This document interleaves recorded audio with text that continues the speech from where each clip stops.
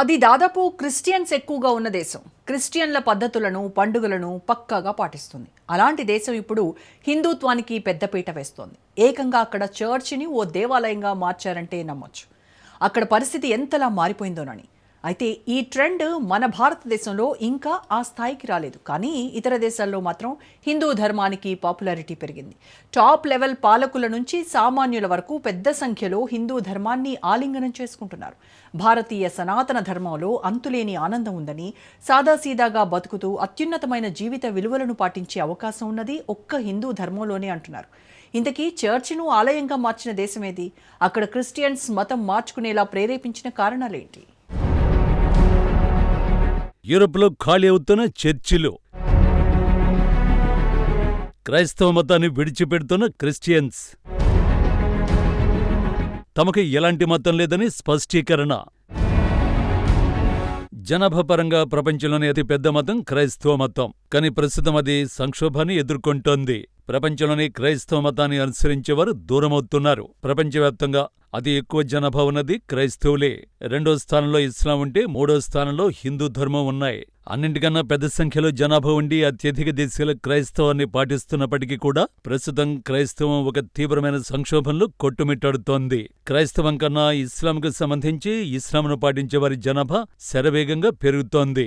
ఇది మొట్టమొదటి సవాలైతే యూరోప్లో ఉన్న క్రైస్తవ దేశాలైన గల్ఫ్ దేశాలు ఇస్లామిక్ దేశాలను విడిచి పాకిస్తాన్, బంగ్లాదేశ్, యూరోప్, అమెరికాలకు వలస వెళుతున్నారు. ఇక్కడ మరో సమస్య ఏంటంటే క్రైస్తవులు తమ నియమ నిబంధనలు పాటించడం లేదు. క్రైస్తవ మత విశ్వాసాలను ప్రదర్శించడం లేదు.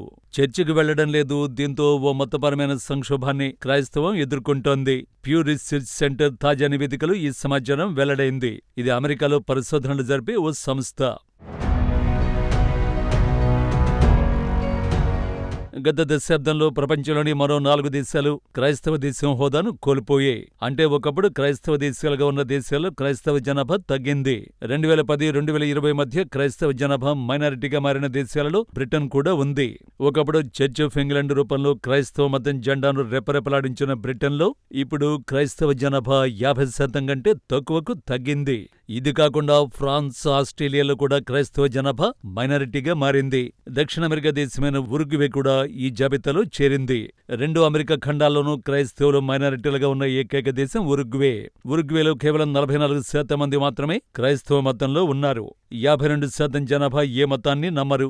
ఈ దేశాలలో క్రైస్తవ జనాభా తగ్గడానికి కారణం ప్రజలు మత సంప్రదాయాలకు దూరంగా ఉండడం. ప్యూ రీసెర్చ్ నివేదిక ప్రకారం లక్షలాది మంది క్రైస్తవ మతాన్ని విడిచిపెడుతున్నారు. అయితే ఎక్కువ మంది వేరే మతంలోకి మారడం కంటే తమకు ఎలాంటి మతం లేదని స్పష్టం చేస్తున్నారు.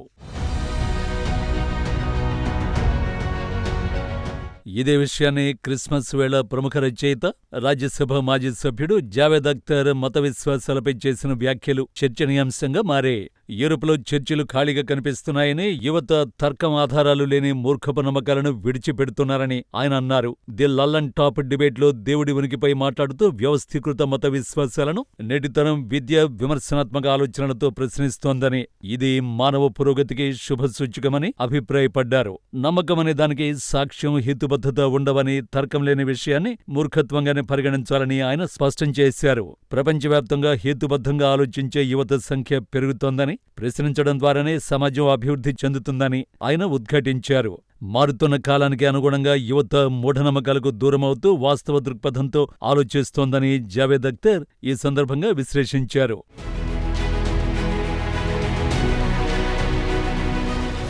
ఇక ఇస్లాం 2060 నాటికి దాదాపు 300 కోట్లకు పైగా పెరిగే అవకాశం ఉంది.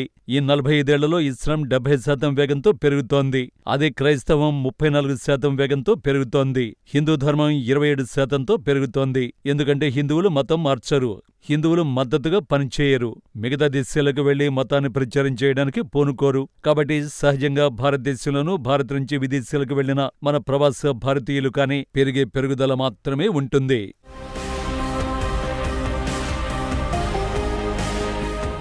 ఇక్కడ ఆశ్చర్యకరమైన విషయం ఏంటంటే వలసల ద్వారా జనాభా నెమ్మదిగా పెరుగుతూ అక్కడి రాజకీయాలను ప్రభావితం చేసే స్థితికి వచ్చింది. ఫ్రాన్స్, బెల్జియం వంటి దేశాల్లో ఇస్లాం శరవేగంగా వ్యాప్తి చెందుతోంది వలసల వల్ల. ప్రధానంగా ఉద్యోగాల కోసం శరణార్థులుగా వెళుతున్నటువంటి పరిస్థితి. సిరియాలో సంక్షోభం వచ్చింది. అయితే ఏ అరబ్ దేశం సిరియన్ వాళ్లను తీసుకోలేదు కాబట్టి వాళ్ళు యూరోప్కు వెళ్లారు. ఇరాక్లో సంక్షోభం వచ్చినప్పుడు యూరోప్లోకి వచ్చారు. అదేవిధంగా ఈరోజు ఆఫ్ఘనిస్తాన్ నుంచి పారిపోతున్న వారు కూడా యూరోప్కు వెళ్తున్నారు. అంతేకాకుండా గతంలో అఖ్తర్ హిందువులపై ప్రశంసలు కురిపించారు. హిందూ సమాజం సహనంతో ఉందని, హిందూ సంస్కృతి సంప్రదాయాల కారణంగా భారతదేశం ప్రజాస్వామ్య దేశంగా ఉందని ఆయన అన్నారు. సమాజంలో అసహనం పెరిగిపోవడంపై ఆందోళన వ్యక్తం చేశారు.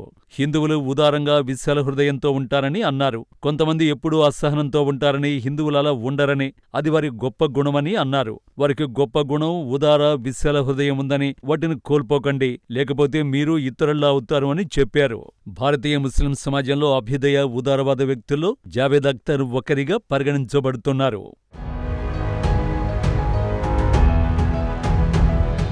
ప్రపంచ జనాభాలో క్రైస్తవ వాటా తగ్గడానికి మతపరమైన అనుబంధం లేకపోవడం ప్రధాన కారణం. మతపరంగా అనుబంధం లేని వారి పెరుగుదలకు కారణం పెద్ద సంఖ్యలో ప్రజలు, ఎక్కువగా క్రైస్తవులు అనుబంధం లేని వారి ర్యాంకుల్లోకి మారడం.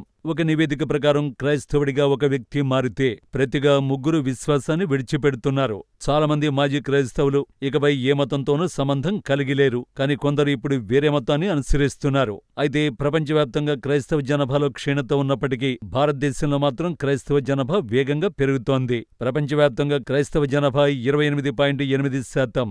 అయితే ఇస్లాం ప్రపంచంలో అత్యంత వేగంగా వృద్ధి చెందుతోన్న మతం. 2010-2020 మధ్య ముస్లిం జనాభాలో భారీగా వృద్ధి కనిపించింది. ప్రపంచ జనాభాలో ముస్లింలు 25.6%గా ఉన్నారు. అంటే ప్రపంచ జనాభాలో 4 వంతు ముస్లింలే ఉన్నారు.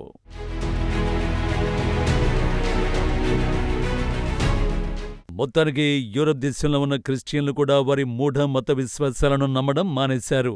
అందుకే క్రిస్మస్ రోజు కూడా చర్చిలు ఖాళీ అవుతున్నాయి. ఈ తరుణంలోనే యూరోప్లో ఓ చర్చిని గుడిగా మార్చేశారు కొందరు. అది కూడా ఆ ఉగ్రరూప నరసింహస్వామిని ప్రతిష్ఠించారు. ఈ ఒక్క సంఘటన చాలు క్రిస్టియన్స్లో మార్పు మొదలైందని చెప్పుకోవడానికి.